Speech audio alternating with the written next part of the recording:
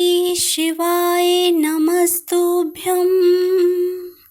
हर हर महादेव। दोस्तों, आपका स्वागत है मेरे चैनल में। मैं आशा करती हूँ कि आप सब और संपन्न होंगे। आज के इस वीडियो में हम आपको हरियाली तीज से संबंधित सारी जानकारी उपलब्ध करवाएंगे। हरियाली तीज की व्रत कथा के बारे में भी हम आपको इसी वीडियो में बताएंगे। अगर आप मेरे चैनल पर नए हैं तो चैनल को सब्सक्राइब ज़रूर कीजिएगा। इस वर्ष हरियाली तीज 19 अगस्त 2023 यानी शनिवार के दिन मनाई जाएगी। इसे श्रावणी तीज भी कहते हैं। इस दिन सुहागिन महिलाएं पति की दीर्घायु के लिए व्रत करती हैं और भगवान शंकर व मां पूजा करती हैं। इस दिन कुंवारी कन्याएं भी सुयोग्य वर को पाने के लिए तीज का व्रत करती हैं। हरियाली तीज पर महिलाएं अपनी सखियों के साथ मिलकर पर झूला डालती हैं और सावन के लोकगीत गाकर इस त्योहार की खुशियां मनाती हैं। आइए अब जानते हैं इसके शुभ मुहूर्त के बारे में।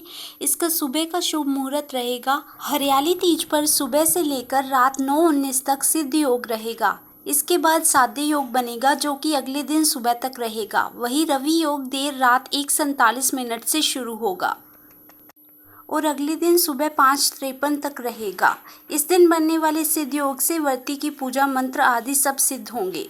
पूजा का शुभ मुहूर्त जो बताया गया है वो है, इसके 3 शुभ मुहूर्त है। सुबह 7:30 से लेकर 9:08 तक, दोपहर 12:25 से लेकर शाम के 5:19 तक मुहूर्त रहेगा। पूजा विधि।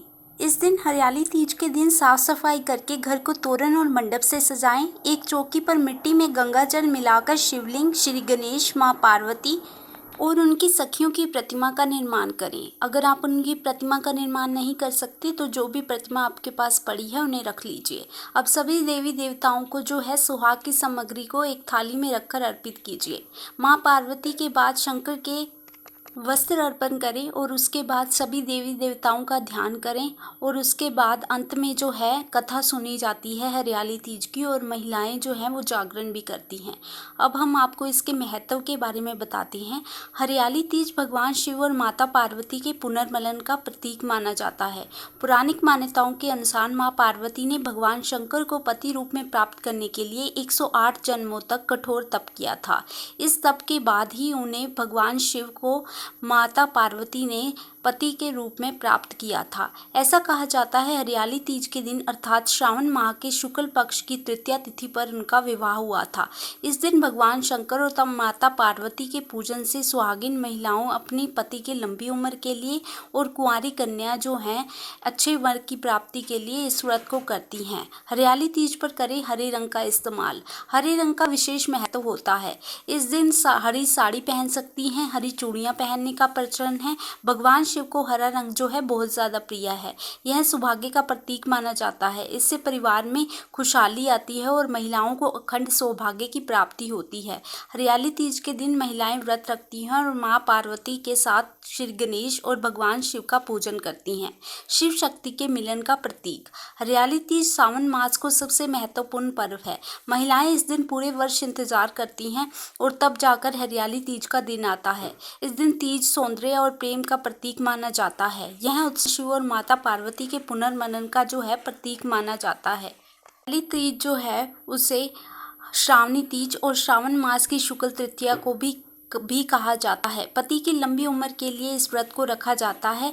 ज्योतिषाचार्य के अनुसार श्रावण मास की शुक्ल पक्ष की तृतीया तिथि को शुक्रवार रात 8 बजे से शुरू हो जाएगी और 19 अगस्त शनिवार रात 9:19 तक समाप्त होगी। हरियाली तीज के पर्व पर भगवान शिव और मां पार्वती के मिलन के उपलक्ष्य में मनाया जाता है। पौराणिक कथा के अनुसार 107 जन्म बिताने के बाद पार्वती को पत्नी रूप में शिवजी भगवान ने जो है वो स्वीकार किया था। हरियाली तीज की परंपरा। इस दिन महिलाओं को ससुराल से मायके बुलाया जाता है। तीज से एक दिन पहले सिंजारा ले जाने की परंपरा होती है। इस दिन ससुराल पक्ष से जो है सारा सामान आता है, मिठाई वगैरह। इस दिन मेहंदी लगाना अत्यंत शुभ माना जाता है। सुहागिन महिलाओं को सुहाग की निशानी मानी जाती है। मेहंदी लगाना वो खुद को सुसज्जित करती हैं। महिलाओं को मायके से आने वाले वस्त्र ही धारण करते होते हैं और श्रृंगार की वस्तुओं का प्रयोग करना होता है। सुहागिन स्त्रियां इस दिन श्रृंगार कर नए वस्त्र पहनकर खुद को सुसज्जित करती हैं और श्रृंगार का सामान जो है वो लगाती हैं। इस दिन झूले डालने और झूला झूलने की परंपरा जो है वो भी मानी जाती है। हरियाली तीज की कथा। शिवजी ने पार्वती जी को उनके पुनर्जन्म का स्मरण कराने के लिए तीज की कथा सुनाई थी। शिवजी कहते हैं, हे पार्वती, तुमने हिमालय पर मुझे वर के रूप में पाने के लिए घोर तप किया था।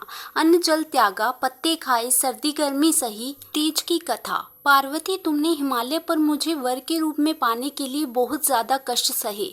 तुमने पत्ते खाए, दुख, गर्मी, सर्दी सब सहन किया। इस बात से तुम्हारे पिताजी बहुत दुखी थे। तभी नारद जी विष्णु जी से विवाह का प्रस्ताव लेकर तुम्हारे पिताजी के पास आए। पर्वतराज ने प्रसन्नता से तुम्हारा विवाह विष्णु जी से कराने को तैयार हो गए। नारद जी ने यह शुभ समाचार विष्णु को दिया। जब तुम्हें यह पता चला तो तुम्हारा मन जो है बहुत ज़्यादा दुखी हुआ, क्योंकि तुमने यह बात पहले ही मन में धार ली थी कि तुम मुझे ही अपना पति मानोगी। तुमने अपनी मन की बात अपनी सहेली को बताई।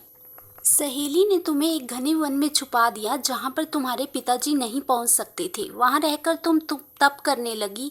तुम्हारे लुप्त होने से तुम्हारे पिताजी चिंतित होकर सोचने लगे, यदि इस बीच विष्णु जी बारात लेकर आ गए तो वो क्या करेंगे। शिवजी ने आगे पार्वती जी से कहा, तुम्हारे पिता ने तुम्हारी खोज के लिए धरती पाताल एक कर दिया, तुम ना मिली।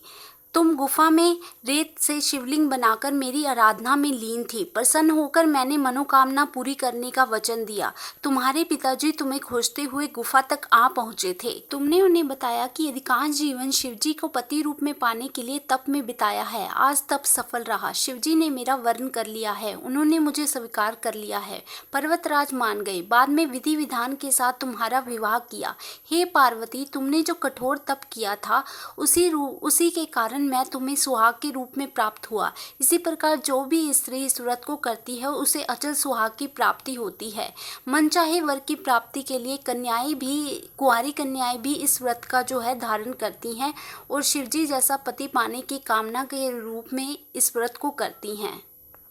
इसी प्रकार जो विधि पूर्वक व्रत को धारण करती हैं और जो मेरा वरण करने के लिए, मुझ जैसा पति पाने के लिए व्रत को करती हैं और अंत में तीज कथा को सुनती हैं, मैं उन्हें सुयोग्य वर की प्राप्ति करवाता हूं और उसके बाद जो महिलाएं सुहागिन हैं उनको अचल सुहाग का वरदान देता हूं। तो ये थी तीज व्रत की कथा, तीज व्रत का महत्व। अगर आपको जानकारी अच्छी लगी हो तो वीडियो को लाइक और चैनल को सब्सक्राइब ज़रूर करें।